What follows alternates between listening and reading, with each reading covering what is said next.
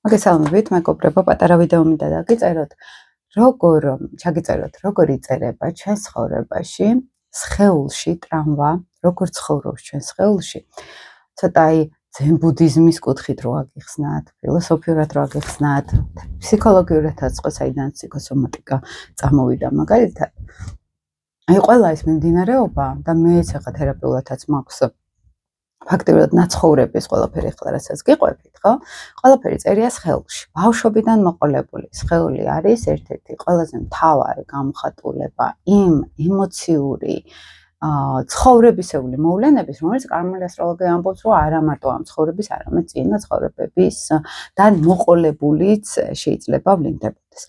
ანუ ახლა ისიც არის, რომ ჰელინგერი როდესაც ამბობდა, რომ სისტემური განლაგება გაგიგონიათ ალბათ, ხომ, როდესაც მაგალითად ჩვენს წინაპრებში არანაცხოვრები ემოციები და ჩვენ წინაპრებიდან ორივე საგვარეულო ხარიდან წამოსული ნეგატიური ემოციები ასევე ჩვენში არის ჩაწერილი. შესაბამისად, ის ჩვენში ჩაწერილი იწვევს როგორც გარეგნობაზე ზემოქმედებას, სხეულზე ზემოქმედებას. რატო გვაქვს მაგალითად ზოგს აქვს პრობლემა ფიზიკური ჯანმრთელობის, ზოგს აქვს გენეტიკური დაავადებები, ხო, ზოგს აქვს განწყობა გენეტიკური რაღაც საკითხების მიმართ და როდის გავაქტიურდება არ იცის, ხო? ანუ ჩვენი სხეული ასევე შედგება წინაპრების ემოციებისგან, ისე ვთქვათ, ხო, წინაპრების ენერგეტიკული ველისგან. და ჩვენ ვართ ამ გენეტიკური მეხსიერების გამომხატველები სხეულებრივადაც, ანუ არ არის ეს სხეული ჩვენი მარტო ამ ცხოვრების ნენელა რაღაც ინფორმაციული ველის შემკრები. ეს არის ჩვენი საგვარეულო ენერგიისაც. კარმული ასტროლოგიით ეს ჩვენი გვარი არის ჩვენი წინა ცხოვრებების ემოცია. ახლა როდესაც ვამბობ ხოლმე მზე, მთვარე, დედის და მამის ენერგეტიკული ველია, ეს ასევე ჩვენი წინა ცხოვრებების ველია. მამის მზის გამოხატულებაში პირდაპირ ჩანს ჩვენ როგორ ვიქცეოდით ჩვენს თვით გამოხატვაში, მზის ფუნქციაში იქნებოდა ეს თანამდებობის პირი ან კაცი თუ ვიყავი ან მზე და სატურნე ეს ენერგიები არის, ხო? სატურნე უფრო საპასუხისმგებლო ენერგიებთან არის კავშირში, მაგრამ ყოველ შემთხვევაში ზოგადად კარმული ასპექტები და მთელი ჩვენი რუკა ჩვენებს ხოლმე მთელს ჩვენს წინა ცხოვრებების გამოხატულ ენერგიას. და ეს ასევე რა თქმა უნდა აისახება სხეულზე. სხეულში იწერება ინფორმაციულ დონეზე. როდესაც გქონიათ თერაპიული პრაქტიკები, თუნდაც როცა მოდიან ხოლმე სესიაზე და ვგრძნობ, რომ ადამიანს ახლა რუკა იმდენად არ ჭირდება, როგორც თერაპიული შეხვედრა, საკუთარ შინაგან ემოციებთან ზოგჯერ ძალიან პოზიტიური ენერგია არის, ხო, ახლა აუცილებელი არ არის ტრამვა იყოს, ნეგატივი ზოგჯერ არის პირიქით, რომ ადამიანში ცხოვრობს სხივი, რაღაცა უშლის ხელს რომ გამოვიდეს ამ სხივიდან, ხო? ამ სხივში სხივი გამოუშვას უფრო სწორად, ხო? ანუ რაღაც ნათელ ენერგეტიკას როცა ვეძახით და ამიტომ როდესაც თუნდაც გქონია სხეულთან ესე შეხება და სხეულის ცნობიერებასთან, მოდი ესე ვთქვათ, ხო, იმიტომ რომ სხეულს თავისი რითმი აქვს, თავისი ცნობიერება აქვს, თავისი ენერგეტიკული ველი აქვს და რაც თავარია ცნობიერება აქვს თავისი. და როდესაც ამ ცნობიერთან გავდივართ და სხეულთან ჩვენ ძალიან გვეხმარება, ხო? აი ამასთან კონტაქტით ჩვენ შეგვიძლია ძალიან ბევრი რაღაცები გავიგოთ. თუნდაც ჩვენი სხეულისთვის, ჩვენი შინაგანი ეს ჩვენი სხეული არის პირდაპირ ქოცნობიერთან კავშირში. და თუ არის ფსიქოსომატური დაავადებები, თუ არის პანიკური შეტევა რო ქონიათ მაგალითად, თუ ქონიათ სხვადასხვა ნერვოსული ფონი, ხო? ხშირად არის არც ისეთი დიდი დრამა, როგორც ჩვენ გვგონია და უბრალოდ სხეული ლაპარაკობს იმას, რაც ჩვენ ვერ მოვაგვარებთ. მაგალითად, სადღაც აგრესია არ გამოვხატეთ, შიდა წყლერად გამოვიარეთ და მე შეიძლება გქონდეს სერიოზული დაძაბულობა სხეულში. და ეს არის რეტროფლექსია, როცა ჩვენ ჩავკლაპეთ ის აგრესია და ნეგატივი, მაგრამ არის ამავე დროს აგრესია და ნეგატივი, რა არის ხშირად გვეშინია ხოლმე ცოტა და მე მქონია ეს თერაპიულ პრაქტიკაში, როცა შევდივართ, აი რაღაც ძალიან უსიამოვნო ემოცია მაქვს და არ მინდა ეს ვიგრძნო, ხშირად უთქვამთ ჩემთვის და სიამტვილეში როცა შევდივართ აი ამ ნეგატიურ ემოციასთან და დიალოგში შევდივართ პირდაპირ, რომ როგორი რაღაც არის, იცით, ერთხელ იყო ძალიან საინტერესო ჩემთვის პრაქტიკა, როდესაც ერთ-ერთ თერაპიაზე ვთქვი, რომ აპატირო ბნელი გიწოდე მეთქი რაღაც ენერგიას და თითქოს მას ზუსტად ეს უნდა რა ეს შემეცვალა მის მიმართ ჩემი დამოკიდებულება და აბსოლუტურად შეიცვალა იქ ენერგია, შეიცვალა ფერი. ანუ საბოლოო ჯამში რაღაც ნეგატივს და ბოროტს და ბნელს რო ეძახით, ეს არის სევდა, დიდი სიყვარულის სევდა. ანუ სადღაც მე თუ ძალიან მიყვარს, მე ძალიან სევდაში ვარ. ძალიან დიდი სევდა, ეს არის ძალიან დიდი ნეგატივი და აგრესიული ემოცია. ანუ აგრესიული ემოცია ეს არის ოპოზიციური ენერგია სიყვარულის. ანუ თავში მაინც სიყვარული არის. აი თუნდაც გაციებული რაციონალური სიცივე, აი ძალიან ისეთი მკვეთრი. ეს არის სადღაც დაბლოკილი სენსიტიურობა, ხო, სადღაც და ზღაიშორი ცოტა კარმული ასტროლოგიით რო გითხრათ, არიან სულები, რომლებიც უბრალოდ ესეთ ადგილებში, ანუ ბნელ ენერგიებში არიან დიდხანს და დაივიწყეს რა არის სინათლე. ეს ცოტა ეზოთერული მიმდინარეობებით რომ გითხრათ და ყოფილა ახლა მეც მქონია შეხვედრა, მაგალითად, როცა თერაპიულად გაგვივლია და ანუ ადამიანი ამბობს, რომ სულ ნაცრისფერი სამყაროდან ვარ მოსული. ყველგან ნაცრისფერ რეალობაში ვცხოვრობდი და მე არ ვიცი რა არის სინათლე. არ ვიცი რა არის სიყვარული, ხო? და მე მქონდა ხოლმე ესეთი შეგრძნება, რომ ხედავდი ადამიანებს და ნუ ვერ ვგრძნობ მათგან, ეს არის ჩაყლაპული, სინათლეს რო ყლაპავს თითქოს ენერგეტიკულად ადამიანი. თან ილტვიან სინათლისკენ, იმიტომ რომ იმისთვის მოვიდნენ სადღაც, ხო, რომ ეხლა ეს გაიგონ რა არის. და ვინც სინათლეში არის, ისიც იყო სადღაც მან და მე შეიძლება წავიდეს, ხო, ანუ მოძრავია ყველაფერი, ჩვენ თუ ძალიან დიდი ხანი ვიყავით დიდ პოზიტივში, მე დიდ ნეგატივში უნდა ვიყოთ რაღაცა პერიოდი. მე დიდ ნეგატივში თუ დიდხანს ვიტრიალეთ, მე უკვე პოზიტივში უნდა წავიდეთ. ანუ ბალანსისთვის არის ძალიან მნიშვნელოვანი, ეს ახლა ძალიან ეზოთერული ლოგიკით გიყვებით. ბალანსისთვის არის საჭირო პოლარობებში მოგზაურობა. აი როგორც კი ადამიანი ამას დააბალანსებს, მე გადადის უკვე სხვა სამყაროში ესე ვიძახით ხოლმე ხო სხვა ესეთ სამყაროებში სადაც უკვე უფრო ნუ ესე ეზოთერული ენით მაღალი იერარქიული ენერგეტიკა არის უფრო ხო და რა არის ახლა სხეულში როცა იწერება ეს ჩვენი ნეგატიური ემოციები ხო აი ხშირად მეუბნებიან რომ აი სხეულზე როცა ამბობ რომ სხეულს დავაკვირდეთ არ ვიცი ეს რა არის და სხეულზე დაკვირვება მეგობრებო ეს არის თუ გაიხსნევთ მაგალითად რაღაც აი ვინმე ადამიანი მნიშვნელოვანი თქვენთვის ადამიანი, რომელიც სევდაში გაგდებთ, ან აი წარსულს ვიხსენებ და მე გული მტკივა. ეს არ არის უბრალოდ წარსულის გახსენება და გულის ტკივილი, ხო? ეს შეიძლება იყოს ის გულის ტკივილი, სადღაც ჩაწერილი ჩვენ სხეულს. შეიძლება კი რა ეგრე არის, როგორც წესი. უნდა დავაკვირდეთ აი თერაპიულ პროცესში, აი თქვა აი სევდიანად გამახსენდა რაღაც, ხო? აი მაგალითად მე შემიძლია გავიხსენო რაღაცა მომენტი სევდიანად, როდესაც მე ძალიან ჩამწყდა გული. მან უნდა მივიდეთ მაგ დროს, მაგ პერიოდში, მაგ ეპიზოდში, ხო? იმ ეპიზოდში. და მოახდინეთ ჩვენ თავთან შეხვედრა. დავაკვირდეთ, სად არის ეს ენერგია.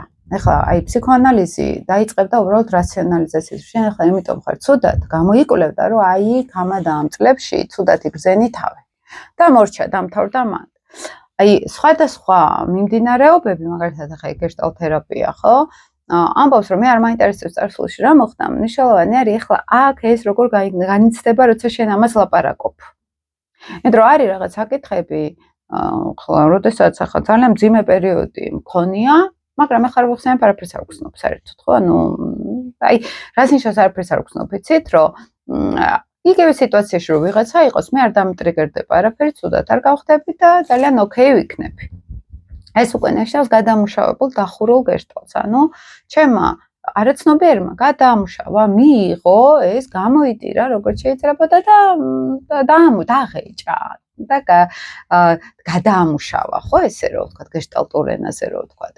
და არის რაღაცები, რომელიც საერთოდ არ აქვს გადამუშავებული და არც დაღეჭილი და არც გაცნობიერებული და ის არის ჰაერში დაკიდული. და ჩვენ ვართ გაჭედილები სხვადასხვა უამრავ ისტორიაში, სადაც არც წინ მივდივართ, არც უკან. მე ახლა ჩემს პრაქტიკას გეტყვით, თუნდაც მე როგორ მკლავდები ესეთ რაღაცებს, ძალიან კარგი არის, ახლა გეშტალტ თერაპიაში არის ესეთი ფსიქოდრამა, ოღონდ მე ჩემი ბურად ვაკეთებ ხოლმე. არის წარმოსახვითი ფსიქოდრამა ჩემთვის, აი მაგალითად ემოცია, რო ავიღოთ რაღაც ემოცია ხო გვაქვს, რომელიც არის შეიძლება უნდა დავაკვირდეთ, ახლა მე სიცივეს ვგრძნობ ემოციურს და არა ფიზიკურს. სიცივეს გრძნობ თუ სითბოს. ეხლა ხაც იმედით ახსავსე ვარ თუ დადარდიანებული ვარ და აი ამ დადარდიანებულ მეს ვქმნით ხოლმე ეს ჩემ მეთოდი რა ხა ბევრი ტექნიკები არსებობს, უბრალოდ მე პირადად ყველაზე მეტად ეს ამას გავყევი და ყველაზე ეფექტურად ჩემზეც და თქვათ ვინც ჩემთან მოდის იმაცეც ყველაზე ეფექტურად მუშავდება ხოლმე.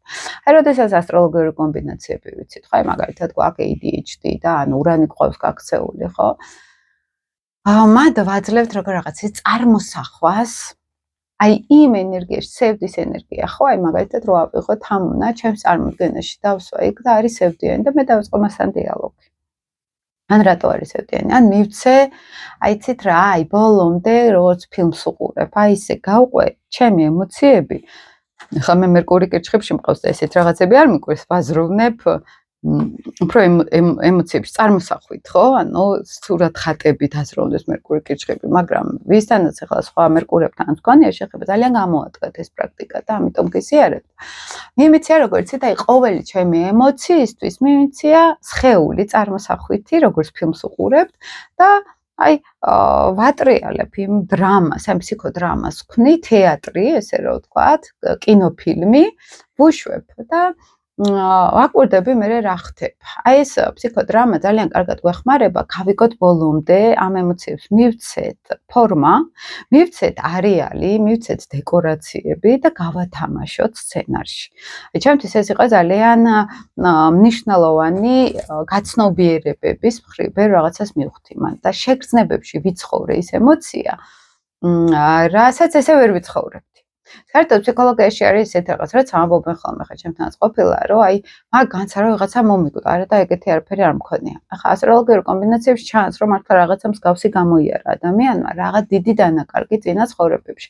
ანუ კარმული ასტროლოგიით ვინც არის დაკავებული და ვისაც ხა მე 15 წლიანი პრაქტიკა მაქვს, მეგობრებო, 10 წელი არის დაახლოებით ამ ჰიპნოთერაპიული თუ ფსიქოთერაპიული კუთხით ვუყურებ ასტროლოგიას, ისედაც ყოველთვის კარმული ასტროლოგიით ვუყურებდი, ჩემთვის სტანდარტული ჩვეულებრივი ასტროლოგია არ იყო საინტერესო და ამ პრაქტიკის, ამდენ წლიანი პრაქტიკის პირობებში დავაგროვე ძალიან ბევრი ისტორია და ძალიან ბევრი ისეთი кейსები, რომელიც ჩემთვის პირადად ძალიან ესეთი არის მნიშვნელოვანი ჩემი კვლევებისთვის დადასტურებულად რომ შემიძლია უკვე რაღაცები ვთქვა ხოლმე და არა იქ წავიკითხე და იმას ვიძახი ხო მე რასაც ლაპარაკობ ხოლმე ყოველი სიტყვა ფაქტიურად ნაცხოვრები მაქვს სხვადასხვა თერაპიულ პროცესში, სხვებთან ერთად თერაპიულ პროცესში და ეს არ არის უბრალოდ მე გიზიარებდეთ წაკითხulis შინაარს, ხო? ეს ყველაზე დიდი სუსტი წერტილი იყო ჩემთვის წაკითხulis შინაარსის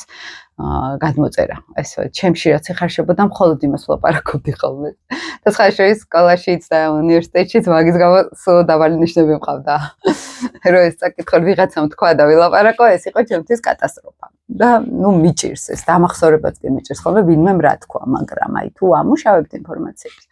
აი ამ დამუშავებულ ინფორმაციებში მქონდა ესეთი ხა ბოდიში ჩავკეტე ყველაფერი, იმიტომ რომ ისეთი ხმაური არის გარეთ, ვცადე მთელი 10 წუთიანი ვიდეო ჩაგიწერეთ, მაგრამ აი როხუნებ და ყველაფერი და შევწირე ჩემი ჰაერი მსხვერპლად, რომ ცოტა მშვიდ გარემოში ჩამწერა თქვენთვის ვიდეო. და მაწუხებდა ეს მინდოდა სულ მე თქვა თქვენთვის ეს კიდე ბევრჯერ მაქვს სხვა ვიდეოებში აღწერილი ეს სიტუაცია, მაგრამ მაინც ხა ცოტა სხვა კუთხითაც გთავაზობთ.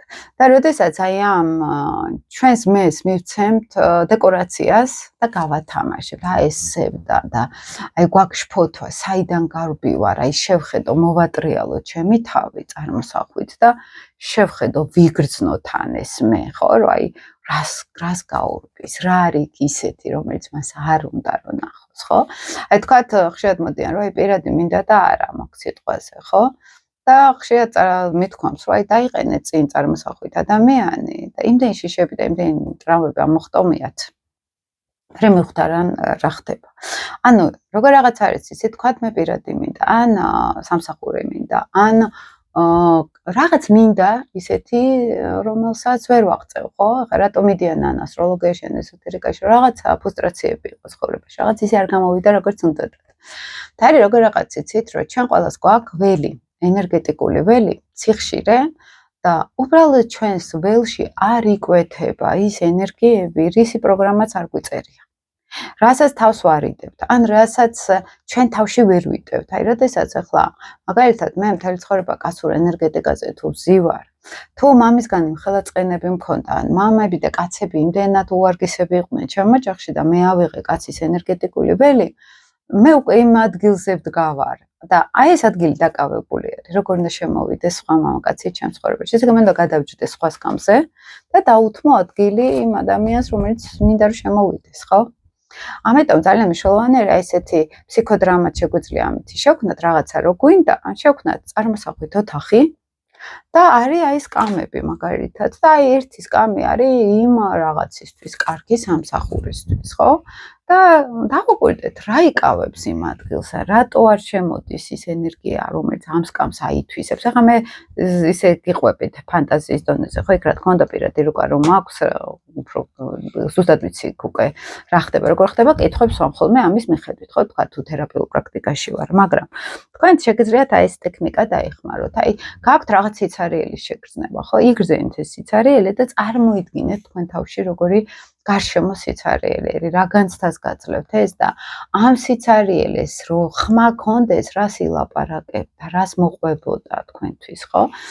აი ეს ყველაფერი ჩვენში ცხოვრობს, სხეულში ცხოვრობს, როგორც ინფორმაციული ენერგეტიკული ველი.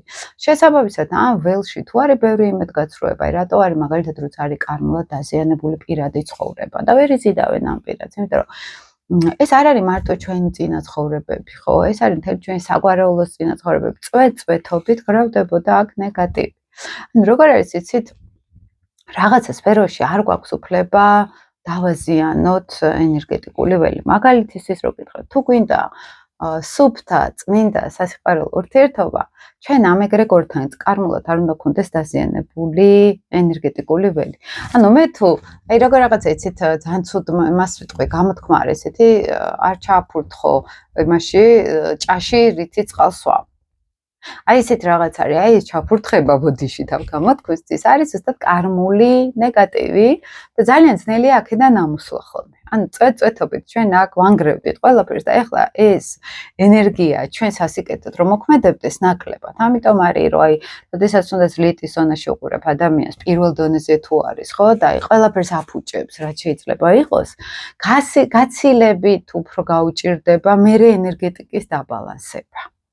აი ეს არის საკმაოდ და მე როგორ არის იცით რომ ამოსვლა რო გვიწევს ამ ყველაფრიდან ნენელა ხო რაც გავაფუჭეთ მთელი წინაცხოვრებები ოჯახში გვარში რა ფუჭდებოდა დედის მხრიდან ბების მხრიდან იმის ბების მხრიდან სიტყვაზე ხო აი გვარში რა იყო გაფუჭებული ეს მე ერთიანად მაწვება და მე ძალიან ბევრი უნდა ვხეხო რომ ოდნავ მაინც გავასუფთავ გაჭუჭყიანება ეგრეგორის ესე ვეძახით და არ გვაქვს ამის უფლება. აი როგორი რაღაც არის იცით, აი ნათელ კარმაზე როცა ლაპარაკობთ, ხო, აი მყოლია მაგალითად აი რომელიღაც ელენა რო ავიღოთ, ელენა ტყუპი, ხო? დაუდე უამრავი წიგნი, ყველაფერს გებულობს კარგად, ადამიანების ინფორმაციულ ველში ისე კარგად შედის, ისე კარგად გამოდის. რომ ყველა თან პოზიტივით არის ახსავსე ხო მათთან ურთიერთობით. და აქ რას ნიშნავს ეს რომ ეს ადამიანი ამ ეგრეგორთან იყო მხოლოდ პოზიტიურ სახურებაში. და ამიტომ ეს ენერგეტიკული ველი როგორც კი მათ შედის, სუფთა არის მისთვის. არ არის იქ დრამები, მაგრამ ლიტის ზონაში ეს არის დრამები, ხო? ამიტომ ძალიან მნიშვნელოვანი არის ეს კარმულ ასტროლოგიაზე ლაპარაკობ და სელენა ლიტი ამიტომ შემოვყვანთ, თუმცა არის ხოლმე იქ ახლა კვადრატი, მაგალითად გვაქვს სატურნი ვენერას ნეგატიური ასპექტი. გააჩნია სატურნს რა ზონაში არის, ვენერაც რომელ სახლში არის, კიდევ რა ასპექტები აქვს. უბრალოდ ახლა ფრაგმენტს მინიმუმ ვამბობ, ხო? ვენერა არის ჩვენთან ენერგეტიკულ დონეზე სხეულა, მე მქონდა ახლა თუნდაც რომ ასწავლი ასტროლოგიას, ხო ახლა 2 აგვისტოს მეწყება მაგალითად სკოლა, ორთვიანი სასწავლო პროგრამა მაქვს 8 შეხვედრა 5-6 საათიანი. თითო მაგალითად თავისი ჩათით, თავისი ვიდეო ჩაწერებით ყველაფრით ვისაც გაქვთ სურვილი შეგიძლიათ ჩამოგვიერთდეთ, იმიტომ რომ ეს არის თერაპიული ჯგუფი ფაქტიურად, არა მარტო ну აი სრულად სულიერ განვითარება და გაცნობიერება საკუთარი ენერგეტიკული ველის და ეს არ არის მარტო სწავლება. ეს არის მთლიანად ჯგუფური თერაპია ფაქტიურად და ძალიან საინტერესო კურსი არის, მეც ერთსული ვაკ როდის დაიწყება, ახალ ჯგუფს გავიცნობ მალე. და რა არის ახლა მანდ აი რასაც თქვა, ვასწავლი ხოლმე სულ, ხო აი ამ ფსიქოლოგიური ენერგეტიკული ასტროლოგიიდან, იმიტომ რომ არის ასტროლოგიაში სამედიცინო ასტროლოგიას ეძახიან, მაგრამ ჩემთვის ეს არის უფრო ეზოთერული ასტროლოგია, როდესაც ასპექტი შეგვიძლია სხეულზე გადმოვიტანოთ, როგორც სად აქვს ენერგეტიკული ბლოკი ადამიანს. ახლა მე რო კონსულტაციაზე ადამიანს ველაპარაკები, აი ვუყურებ ადამიანს, ვუყურებ რუკას, მის სხეულს ვაკვირდები, მის სუნთქვას ვაკვირდები, მის მიმიკებს ვაკვირდები, როგორ ლაპარაკობს და ზუსტად ამ რუკისგან სამხოლოდ კითხვებს და სხვათა შორის ჩემი მისიაც ჩემს თავში ამ სკოლის არის ეს, რომ გადავცე ის თერაპიული პრაქტიკა, რომელიც საერთოდ ჩემს, აი თავისთავად მოვიდა, იცით, ვერ ვიტყვი რომ ან გამოვიგონე, ან რაღაცა ხამდენი წლიანი პრაქტიკით თავისთავად მოვიდა ფსიქოლოგიური, ეზოთერული, კარმული ასტროლოგიის ეს მეთოდოლოგია, რასაც მე ვაკეთებ, მაგალითად, როცა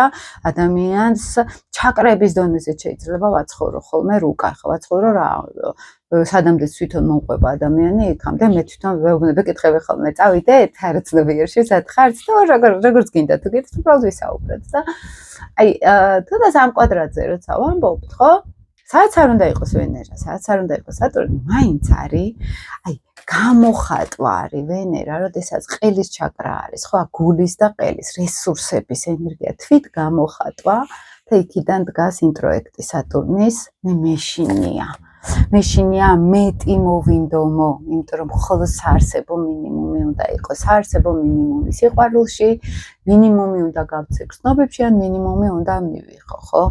ეს პირდაპირ ფსიქოსომატურ დონეზე ენერგეტიკული ბლოკი არის და განსაკუთრებით სადაც დგას უკვე მთელ პლანეტებს უყურებ. ეს ბლოკი, როგორ დაველაპარაკოთ ვერ ამას, როგორ და გადავატრანსფორმილოთ, აი ზოგჯერ ყოფილა რომ თერაპიულ პრაქტიკაში ადამიანს თავაზობ რაღაცას ვაკეთებთ ისეთ ტექნიკას, რამდენიმე ტექნიკას ვიყენებ ხოლმე ერთს არის. და ვეუბნები რა ერთი თვე ეს ტექნიკა თუ ამას ჩაუჯდები საღამოობით კარგად, ხო? ამას სერიოზულად გაათავისუფლებ ამ ბლოკს. ზოგჯერ ყოფილა პირველივე პრაქტიკაში რომ გასულა, მეც მქონია ესეთი რაღაცა. და ყველაზე ერთ-ერთი ჩემთვის საინტერესო პრაქტიკა არის თქვენც მინდა გაგიზიაროთ ახლა. მეც ვაკეთებ ხოლმე ამას. ვქოთ, იყო ადამიანი, რომელზეც ძალიან ბევრი იშრომეთ. ძალიან ბევრი მყავს უამრავი ესეთი ადამიანი, ვინც ძალიან ბევრი ჩავდე მათში. მოლოდინი, ემოცია, სიყვარულის რაღაც იმპულსები ბევრი, ხო? და წარმეთქინეთ, სადღაც ჩვენ მე ვცარიელდებით მთლიანად, ხო, ეს სერიოზული დეფიციტში გავდივართ. მე და ვარ ძალიან ცარიელები და ესეთი განცდა გვაქვს, რომ ყველაფერი დაიკარგა უძირო ორმოში. აი თითქოს გააქრა ეს ენერგია. ესე იგი, წარმოვიდგინეთ ხოლმე ამ ადამიანს, იქნება დედა, იქნება მამა, მაგალითად, როგორც მუდმივი მოლოდინი რაღაცის, იქნება შეყვარებული, იქნება ყოფილი ვინმე, იქნება დაძმა სიტყვაზე თანამშრომელი, არ აქვს მნიშვნელობა. აი ის ადამიანი, ვისთანაც ძალიან ბევრი გაქვთ ჩადებული და გულის წყვეტა გაქვთ, ხო? ეს არის ენერგია, რომელიც თქვენგან გავიდა და ჩავიდა იმ ზონაში, სადაც არაფერი არ არის. საერთოდ არც იმათ ადგებათ ეს ენერგია, აბსოლუტურად წყალში გადაყრილი ენერგია არის, ხო? და აქ არის ესეთი მნიშვნელოვანი პრაქტიკა, რომ აი წარმოიდგინეთ, აი ამ ადამიანს ხედავთ, თვალები დახუჭული, მაგალითად, რატო არის ახლა დახუჭული თვალები კარგი, ახლა როცა თერაპიულად ადამიანი ელაპარაკება და აი როგორ ფიქრობ, სად გრძნობ ახლა ამას და ზევით იყურება, უკვე ხედავ, რომ აზრებში ავიდა, ტვინში ავიდა და ეძებს ინფორმაციას, სიტყვებს.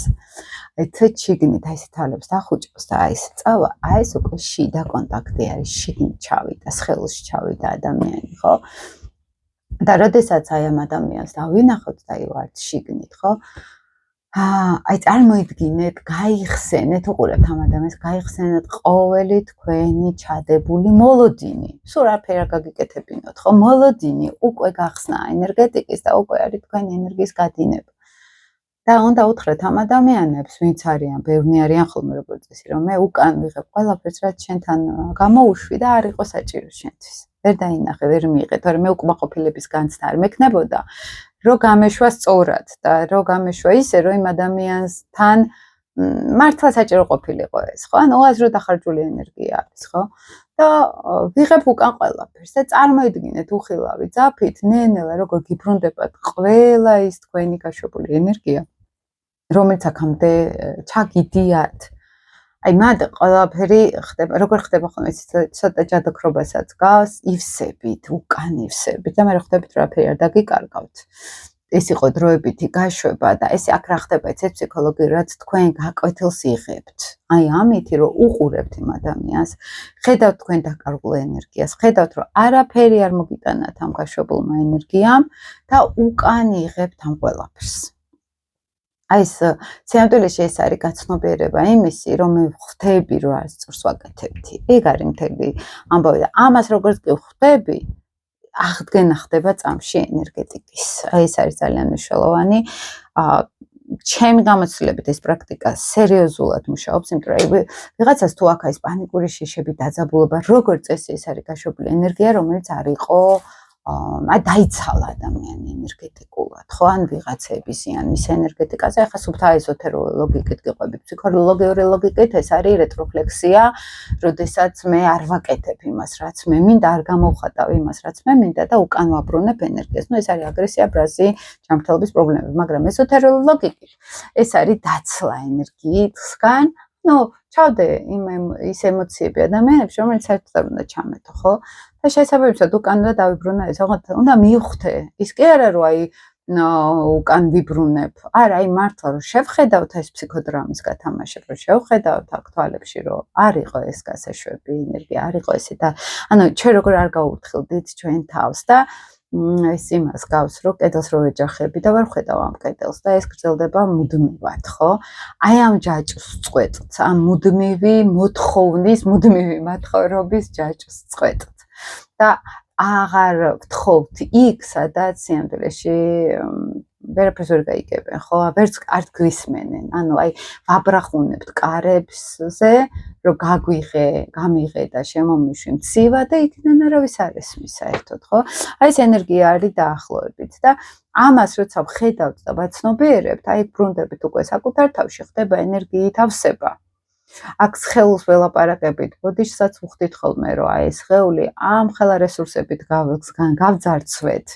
სხეულთან კონტაქტიც არის, აი უნდა წარმოიდგინოთ თქვენ სხეული როგორც უჯრედები, აი ცნობიერება, აი ესე უნდა წარმოიდგინოთ და დაეკონტაქტოთ მას და დაინახოთ ძალიან დიდ პოზიტიურ ემოციას, რა როგორც იქნა დამინახე. აი ესეც სიტყვებს გაიგონებთ. შენ პრაქტიკაში სულ არის ხოლმე ესე და აქედან გამომდინარე გეუბნებით და რეალური თერაპიული პრაქტიკები აქედან ხდება. ყოფილა რომ თვითონ თერაპევტები ბევრი მოდიან ხოლმე ჩემთან, მაგალითად უამრავ სხვა თერაპევტთან რო იყვნენ, მაგრამ აი აქ შეხებით სულ სხვაგან გადიან მერე. ეს ენერგეტიკული პრაქტიკა, მოდით ესე ვთქვათ, აბსოლუტურად სხვა არის. ასევე არის მერე რელაციური კონტაქტი. ეხლა რა არის რელაცია? ფსიქოლოგიაში ეს არის, ახლა ასტროლოგიაში ვეძახით, როცა აი მაგალითად დოლორეს კენოზე რო გიყვებოდით, ხო, ჰიპნოთერაპევტზე, ხო, პლუტონი მზის კვადრატი ქონდა მას. როცა ახლა ენერგეტიკულად ვიღაც მოყვება დრამაში და ენერგეტიკაში, იქ უნდა კონდეს იმ ადამიანს პლუტონი აქტიური. ან პლუტონი მარსი, პლუტონი ვენერა, პლუტონი მთვარე, პლუტონი მზე, სადღაც უნდა იყოს პლუტონის ენერგიის მატარებელი. იმიტომ რომ თვითონაც აქ ენერგეტიკული ველი საკმაოდ აი ესეთ მატრიცაში რო გადისო რო იტყვიან, სხვა განზომილებებთან აქვს პლუტონიანელს კავშირი ზოგადად, ახლა ვისაც გაქვთ პლუტონი, მიხვდებით, რასაც გეუბნებით. აი სხვა იცით როგორ რაღაცას გეუბნებით, ახლა პლუტონზე მძაფრი ღრმა გრძნობები ხო არის ფსიქოლოგიურად, მაგრამ პლუტონიანელს ასევე აქვს ძალიან ღრმა ენერგეტიკული ველი.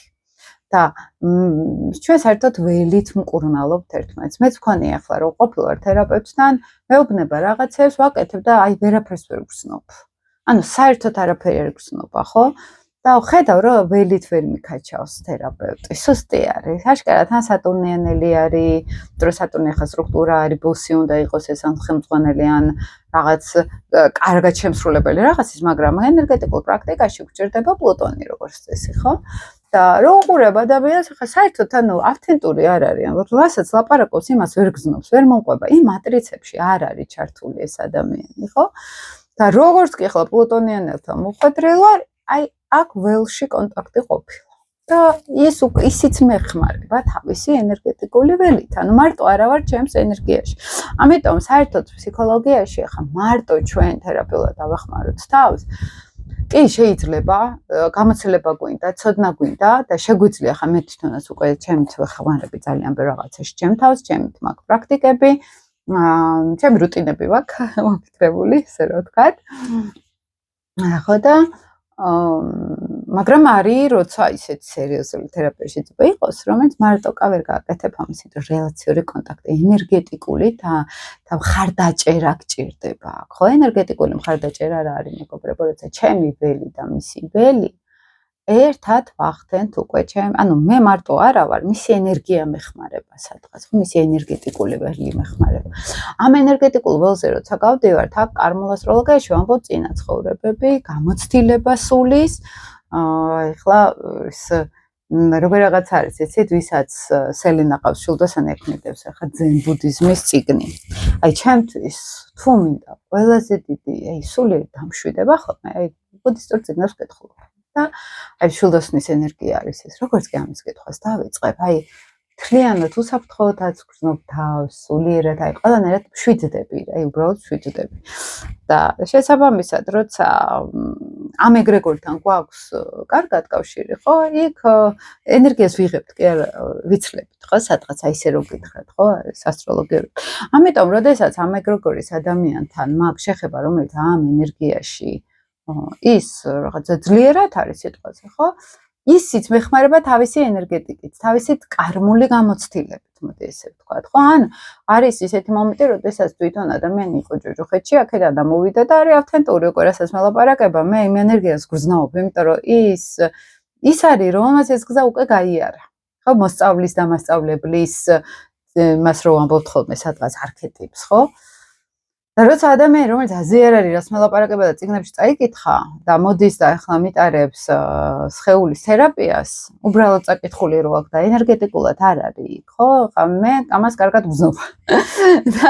და მე ეს დიდად არ მეხმარება ხოლმე და ძალიან რთული არის მე ეს კარგი თერაპევტის პოვნა აქედან გამომდინარე.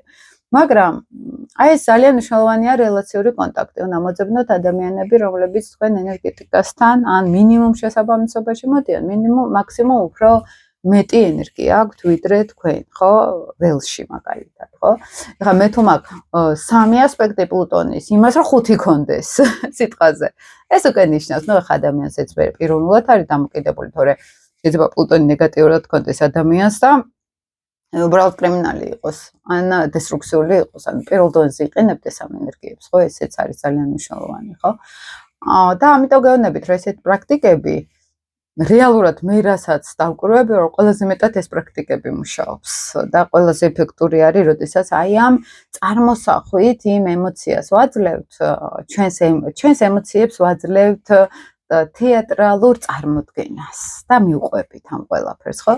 არის ასპექტები, როდესაც რუკაში ვნახულობთ და მე ეს როგორც სხეულში ბლოკები ესე ვხედავთ და მე ამ ბლოკებზე მუშაობთ მაგალითად, ხო?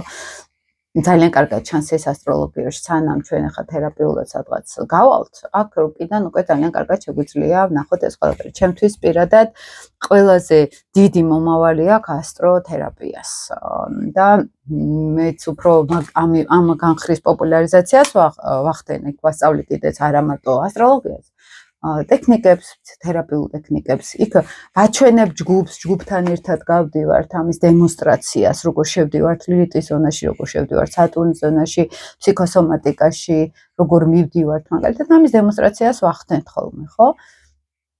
და ფაქტობრივად ვასწავლი იმ გამოცდილებას, როგორ მუშაობ მე. და მე მგონია, რომ ამ მომავალი ასტროლოგიის, ახლა ის ასტროლოგია არა ტყუპებს რა გველის და კუროებს იღბლიანი პერიოდი აქვს და რაღაც სისულელეები რო არის ხოლმე, ხო?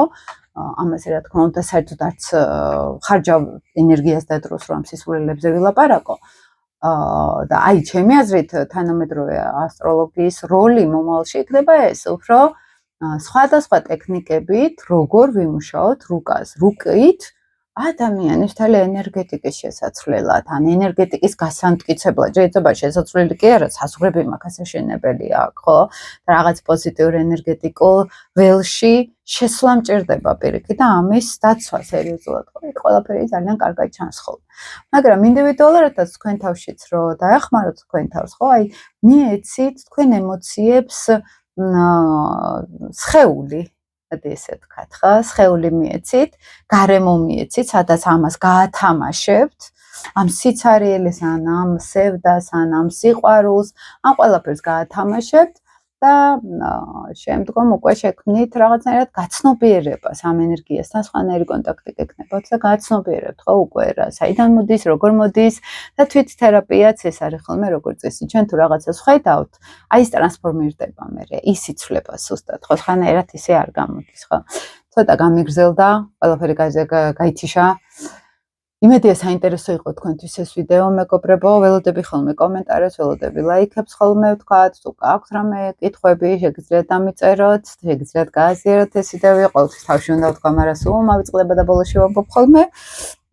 და შესაბამისადად, საკმაოდ ცოტა ნახვები აქვს ხოლმე ვიდეოებს, საერთოდ მგონია რა ერთადერთი ყველაზე საინტერესო კონტენტი არის ხა ასტროლოგიის განხრით.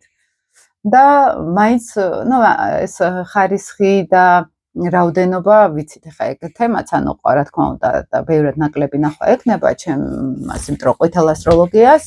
ხა სასწორებს იღბლიანი პერიოდი აქვს და აქ ხოლმე 30 და 40000 ნახვები, ხო? და რა თქმა უნდა ახლა ესეთ ასტროლოგიას, რომელიც გვეუბნება, რომ თავში ჩაუღრმავდი, განათლება გჭირდება, ინტელექტი გჭირდება, უნდა განავითარო, შენი თავი და ესეთ რაღაცები გააკეთო, რაც არასოდეს არ გაკეთებია. რა თქმა უნდა მინიმალური ნახვა ექნება, ხო? თუმცა ბონუსი ის არის, რომ ისინი იცნენ, მიხვდებიან, რომ არ თამაშობ, არ მუშაობს ეს ფეიკი, შეიძლება 5 წელი თავი იტყუონ, მაგრამ მე მიხვდებიან, რომ მაინც იგივე წერტილზე არიან. ჩვენი ეს ბონუსი ის არის, რომ ჩვენ ამ 5 წელიწადში გაცილებით კიდევ უფრო შორს ვიქნებით, ხო? ასე რომ საბოლოო ჯამში ვინ წააგებს და ვინ მოიგებს, ამას დრო გვიჩვენებს, ესე რომ ვთქვათ, მაგრამ მაინც თქვენ ხედაჭერაც გჭირდება ხოლმე. დროებით მეგობრებო, იმედია საინტერესო იყო თქვენთვის.